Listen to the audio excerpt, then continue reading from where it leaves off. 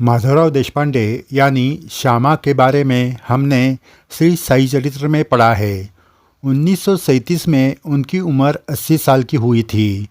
तब चेन्नई के नरसिंह स्वामी जी उनसे मिलने शिरडी गए थे। उस वक्त माधवराव जी ने साई सानिध्य की यादें उनको बताई थी। वो यादें उनके ही शब्द में आपको सुना रहे हैं। ये मुलाकात 9 मार्च 1937 को हुई थी। माधवराव देशपांडे जी ने कहा, उपासनी महाराज जब शिरडी आए तो वो यहीं रहने लगे। उनका स्वास्थ्य एक दिन ठीक नहीं था। नींद में ही वो मैं मर गया ऐसे चिल्लाते थे। उन्होंने मुझे जान बचाने के लिए बाबा को प्रार्थना करने के लिए कहा।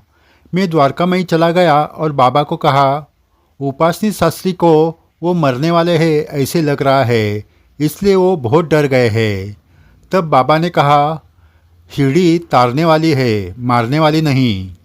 उस वक्त बाबा ने उनसे कहा, तू अब इधर ही रह जा, नहीं तो 8 दिन के बाद वापस आ जाना।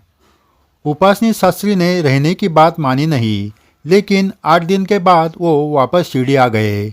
आने के बाद वो दीक्षितवाड़े में रहने लगे। बाबा ने उन्हें खंडोबा मंदिर में रहने के लिए कहा। उस वक्त दादा साहब खापर्डे पंचदशी ग्रंथ पढ़कर सुनाते थे। वो सुनने उपासनी जी आते थे। श्यामा से मैं 4 साल छोटा हूँ, ऐसे बाबा ने कहा था। लेकिन वो बात इस जन्म की नहीं थी। बाबा उम्र में मेरे से बड़े थे। पिछले अनेक जन्मों के मेरे और बाबा के संबंध के बारे में उन्होंने मुझे बताया था। शांति करवंडीकर नाम की 3 साल की लड़की एक दिन कुएं में गिरी, तब बाबा ने उसको बचाया था। वो लड़की जब कुएं में गिरी तब काका साहब दीक्षित गोपालराव बुट्टी शिरडी में ही थे। ये घटना 1915 की थी। अब उस लड़की की शादी हुई है और वो अपने पति के साथ मालेगांव में रहती है। बाबा का श्याम सुंदर घोड़ा जिस कमरे में बांधते थे वहाँ पहले स्कूल था। उस स्कूल में मैं मास्टर था। ये कमरा द्वारका में के पास था, इसलिए कमरे के खिड़की से मुझे रोज़ द्वारका में दिखती थी।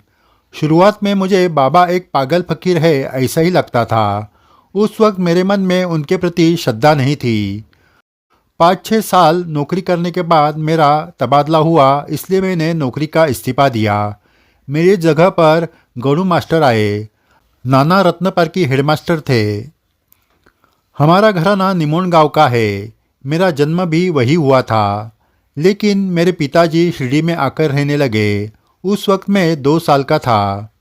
मैं यही स्कूल में पढ़ा। नौकरी का इस्तीफा देने के बाद मैं बीच बीच में द्वारका में बाबा के पास जाने लगा। 5-6 महीने के बाद श्री साई बाबा ये प्रत्यक्ष भगवान है इसका मुझे अनुभव आ गया। मैं स्कूल में पढ़ाता था, तब रात को मैं स्कूल में ही सोता था। आधी रात को श्री साई बाबा किसी के साथ इंग्लिश, हिंदी और अन्य भाषा में बात करते हुए मैंने सुना था।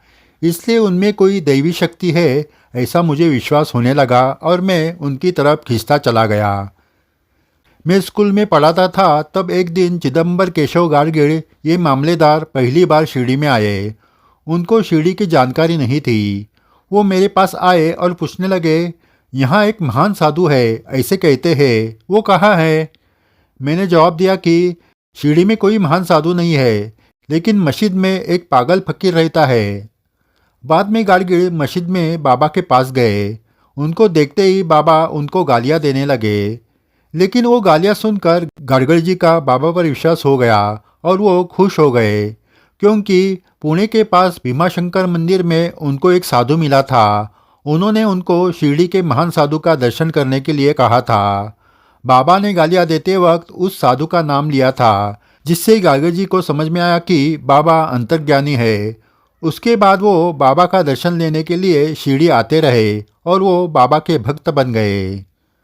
आनंद स्वामी अक्कलकोट स्वामी महाराज के शिष्य थे। उन्होंने येवला से दूर 6 मील पर सावरगांव में मठ की स्थापना की थी। वो वहीं रहते थे। 1885 में मैं नंदराम मारवाड़ी और कुछ लोग शिरडी से सावरगांव उनके दर्शन के लिए गए थे। उस वक्त उनकी उम्र 95 साल की थी। वो सिर्फ लंगोटी पहनते थे। वो बड़े साक्षात्कारी पुरुष थे। हम जब उनका दर्शन लेकर वापस शिरडी आने लगे तो वो हमारे साथ शिरडी आ गए। जब उन्होंने श्री साईं बाबा को देखा तो उनके साथ कुछ बातें नहीं की, लेकिन सिर्फ देखकर ही उन्होंने हम सबको कहा, ये धूल में पड़ा एक हीरा है हीरा। उस वक्त बाबा के बारे में कोई नहीं जानता था। उसके बाद गंगागिर बाबा एक दिन शिरडी आए थे। तब उन्होंने शिरडी में 7 दिन का होम हवन किया था। आनंद स्वामी शिरडी आए उसके बहुत साल बाद ये कार्यक्रम हुआ था। तब भी गंगागिर बाबा ने बाबा की बहुत तारीफ की। नाना साहब निमोणकर जब शिरडी में रहते थे तब पुणे में रहने वाला बेटा बहुत बीमार हुआ। नाना साहब और उनकी पत्नी को बाबा ने पुणे जाने की अनुमति नहीं दी। बेटे के चिंता से निमोणकर जी की पत्नी रोने लगी। ये देखकर बाबा ने कहा, रोती क्यों है? 15 दिन के बाद तेरा बेटा यहाँ आ जाएगा। बाबा ने कहा था, वैसे 15 दिन में उनका बेटा ठीक होकर शिरडी आ गया। नानावली नाम के एक पागल आदमी शिरडी में रहते थे। वो 70 साल के थे। वो अपने मुंह में बिच्छू रखते थे, लेकिन बिच्छू उनको कुछ नहीं करते थे। बाबा ने समाधि लेने के बाद 13वें दिन नानावली ने भी अपना देह छोड़ दिया। साई भक्तों, इस तरह माधवराव देशपांडे जी ने 1937 में साई सानिध्य की यादें बताई। शुरुआती दौर में उनका बाबा पर विश्वास नहीं था, लेकिन बाद में बाबा ने उनको अनेकों अनुभव दिए और उन्होंने भी अन्य भक्तों के अनुभव अपनी आंखों से देखे। इसलिए वो बाबा के शरणागत भक्त हो गए। माधवराव जी से हमें सीखना चाहिए कि शुरुआत में भले ही हमारा बाबा पर पूरा भरोसा नहीं होगा, लेकिन एक बार सही अनुभव आने पर हम भी बाबा के शरणागत भक्त बनना चाहिए। उनकी सेवा करते रहना चाहिए, जिससे हमें बाबा के अनेकों अनुभव आते रहेंगे। जय साई राम। साई सागर चैनल श्री साई बाबा की अनसुनी सच्ची घटना आपके सामने लाते रहेंगे। चैनल सब्सक्राइब किया नहीं तो ज़रूर करें। वीडियो शेयर करके अपने साई बाबा की लीला सभी साई भक्तों को पहुँचाएँ। ये साई सेवा है। जय साई राम।